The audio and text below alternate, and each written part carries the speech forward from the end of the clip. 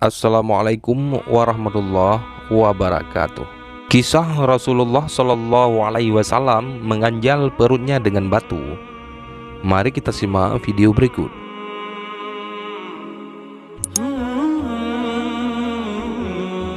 Kemuliaan akhlak Nabi Muhammad Shallallahu Alaihi Wasallam patut diteladani semua manusia.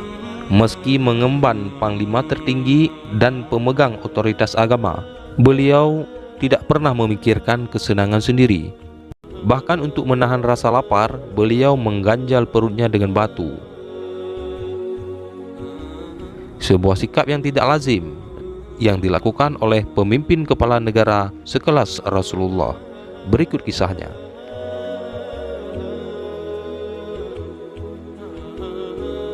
Dikisahkan pada suatu malam, para sahabat berbaris rapi di belakang Rasulullah yang hendak melaksanakan sholat isya. Di antara mereka ada Umar bin Khattab radhiyallahu an dan sahabat lainnya. Malam itu ada sesuatu yang tidak biasa. Mereka mendengar suara gesekan tulang-tulang sendi hingga terdengar suara-suara memilukan, yaitu krek krek krek saat ruku dan sujud yang bersumber dari arah imam, manusia agung Nabi Muhammad Sallallahu Alaihi Wasallam. Selesai sholat, para sahabat saling pandang dengan firasat yang sama. Mereka mengira Nabi sedang sakit. Maka selesai sholat mereka mengobrol mengelilingi Nabi. Saat itu Sayyidina Umar memberanikan diri bertanya pada Nabi Shallallahu Alaihi Wasallam, "Wahai Rasulullah, apakah Anda sedang sakit?" "Tidak," jawab Nabi. Sayyidina Umar kembali bertanya, "Wahai Rasulullah, apakah Anda sedang sakit?" "Tidak," jawab Nabi. Sayyidina Umar melanjutkan pertanyaannya, "Tapi wahai Rasulullah, saat salat tadi kami mendengar ada bunyi sendi yang saling bergesekan dari tubuhmu." "Tidak, aku tidak sedang sakit," jawab Nabi. Dia meyakinkan para sahabat. Para sahabat tak henti-hentinya memastikan Nabi dalam keadaan sehat dengan bertanya keadaan beliau. Namun jawaban yang keluar dari Nabi tetap sama. Beliau menegaskan kalau beliau tidak sakit. Para sahabat tidak putus asa. Mereka terus bertanya kepada Nabi Muhammad SAW, apakah beliau sedang sakit atau tidak, karena telinga mereka telah menjadi saksi atas suara gemeretak batu ketika Nabi menggerakkan badan saat sholat. Mereka khawatir terjadi sesuatu pada diri Rasulullah yang sangat-sangat mereka cintai. Karena pertanyaan sahabat tidak berkesudahan, akhirnya dalam keadaan sangat terpaksa Nabi memperjelas jawabannya dengan membuka bajunya. Perlahan Nabi membuka kain yang menutupi perut indahnya, dan betapa kagetnya para sahabat melihat ada batu-batu kecil seukuran kerikil dalam kain itu. Umar pun bertanya, "Wahai Rasulullah, untuk apakah Anda membalut perut dengan batu?" "Aku lapar dan aku tidak memiliki apa-apa untuk dimakan," kata Rasulullah menjawab. Dengan suara bergetar karena sedih, Sayyidina Umar berkata, "Wahai Rasulullah, bagaimana pendapat Anda tentang kami? Jika Anda kelaparan, tidak mungkin kami tidak akan memberikan makanan paling lezat." Dengan merendahkan suaranya, Umar kembali berkata, "Wahai Rasulullah, kami semua ya Rasulullah sahabatmu ini hidup dalam kemakmuran." "Tidak wahai Umar," jawab Nabi.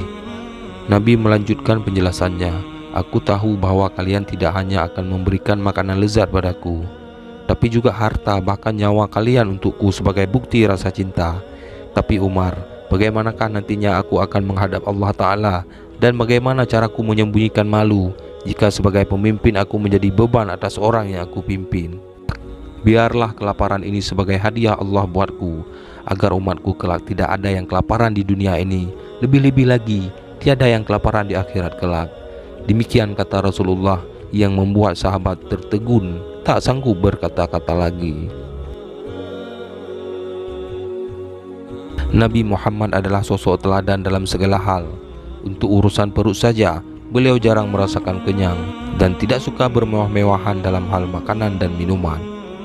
Sebagaimana diriwayatkan Imam Muslim, beliau pernah memakan buah kurma yang buruk untuk mengganjal perutnya dari rasa lapar. Itulah mengapa risalah yang dibawa beliau bisa eksis hingga saat ini, tentu karena akhlaknya yang mulia. Andai Nabi ingin memikirkan dirinya sendiri, Beliau cukup berucap satu kata kepada sahabat untuk memenuhi perutnya dengan makanan lezat, dan apa yang diinginkannya pasti akan tersedia. Kita bisa mengambil hikmah dan pelajaran berharga. Habib Quraisy Baharun mengatakan, kisah ini menyimpan pelajaran berharga, betapa Rasulullah telah menunjukkan akhlak yang begitu agung. Nabi Muhammad SAW mengajarkan pada manusia cara untuk berpuasa, imsak, menahan nafsu dan diri. Beliau mengajarkan tentang bagaimana berpuasa yang indah, yaitu menahan diri untuk memanfaatkan apa yang menjadi amanahnya hanya untuk kelangsungan hidupnya. Bagi orang beriman sama saja, hidup miskin atau kaya seharusnya tetap tampil sederhana, karena begitulah yang dicontohkan panutan dan junjungan Nabi Muhammad SAW. Rasulullah bersabda, sungguh mengagumkan untuk setiap perkara yang menimpa orang beriman, semuanya adalah baik baginya. Tidaklah hal tersebut terjadi kecuali untuk orang yang beriman. Jika mendapat kebahagiaan dia bersyukur, itu adalah orang yang terbaik untuknya. Jika ia ditimpa sesuatu yang tidak menyenangkan, dia bersabar, maka itulah yang terbaik baginya. Hadis riwayat Ahmad, Muslim dan Ibnu Majah. Wallahu a'lam bishawab. Wassalamualaikum warahmatullahi wabarakatuh.